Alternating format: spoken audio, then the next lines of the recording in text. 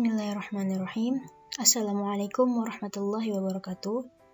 Perkenalkan, nama saya Azizah Hanadia Jahro, NIM 021862320006 dari Prodi PGMI, akan menjelaskan tentang ruang lingkup PKN di MI atau SD.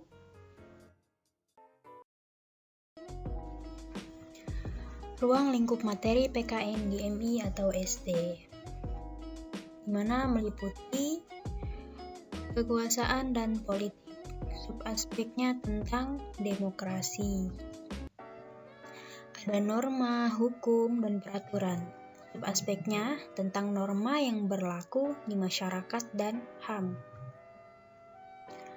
Ada Pancasila. Subaspeknya tentang proses perumusan Pancasila sebagai dasar negara. Dan yang terakhir ada globalisasi, di mana subaspeknya tentang globalisasi di lingkungannya.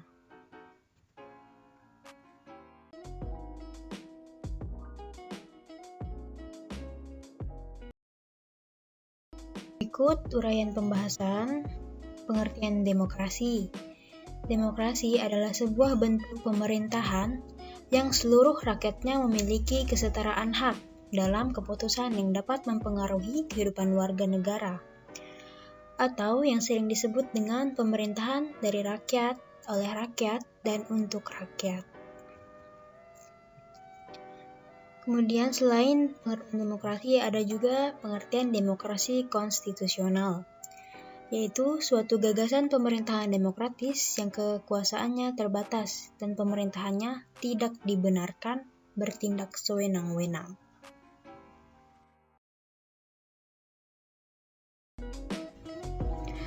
Berikutnya, pilar-pilar demokrasi konstitusional. Yang pertama, demokrasi berdasarkan ketuhanan yang Maha Esa. Yang kedua, demokrasi berdasarkan HAM atau hak asasi manusia. Yang ketiga, demokrasi berdasarkan kedaulatan rakyat. Yang keempat, demokrasi berdasarkan kecerdasan rakyat. Yang kelima, demokrasi berdasarkan pemisahan kekuasaan negara. Yang keenam, demokrasi berdasarkan otonomi daerah. Yang ketujuh, demokrasi berdasarkan supremasi hukum. Yang kedelapan, demokrasi berdasarkan peradilan yang bebas.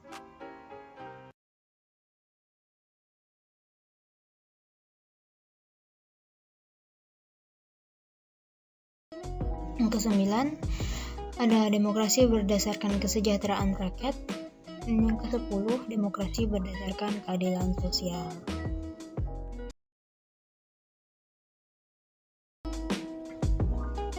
Berikutnya ada norma-norma masyarakat.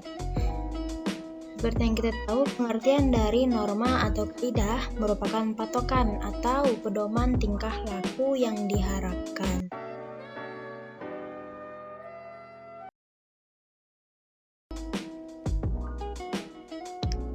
Baik, macam-macam norma dalam kehidupan. Ada yang pertama, norma agama. Yang kedua, norma kesusilaan. Yang ketiga, norma kesopanan. Yang keempat, norma adat. Dan yang terakhir, yang kelima, norma hukum.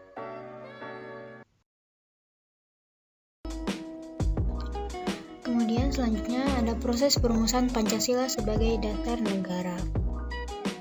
Proses perumusan Pancasila ini diawali dengan dibentuknya Badan Penyelidik Usaha-Usaha Persiapan Kemerdekaan Indonesia atau BPUPKI melalui 2 sidang. Yang pertama pada tanggal 29 Mei sampai 1 Juni 1945. Dan yang kedua pada tanggal 10 sampai 17 Juli 1945 yang disebut dengan Piagam Jakarta.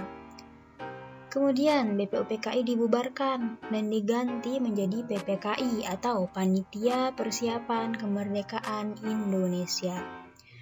Pada tanggal 22 Juni 1945 dilakukan pembahasan masalah rancangan pembukaan Undang-Undang Dasar, di mana pembahasan itu terutama mengenai sila pertama yang berbunyi ketuhanan dengan kewajiban menjalankan syariat Islam bagi pemeluk-pemeluknya, yang kemudian diganti menjadi ketuhanan yang Maha Esa.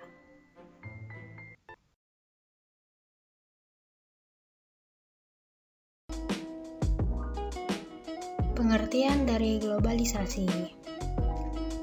Globalisasi ini bisa dimaknai sebagai proses bersatunya seluruh warga dunia secara umum dan menyeluruh menjadi sebuah kelompok masyarakat. Setelah kita mengetahui pengertian dari globalisasi, ternyata globalisasi telah mendorong adanya perubahan yang terjadi dalam beberapa bidang. Yang pertama di bidang politik, meliputi perkembangan demokrasi, hak asasi manusia, dan nilai kebebasan di berbagai negara. Yang kedua di bidang ekonomi, yang ditandai dengan adanya perdagangan bebas dan berkembangnya investasi asing. Yang ketiga di bidang sosial, meliputi berkembangnya ilmu pengetahuan, pendidikan, kesehatan, dan bertambahnya wawasan masyarakat. Yang keempat, bidang budaya, yang ditandai dengan timbulnya seni kreasi baru.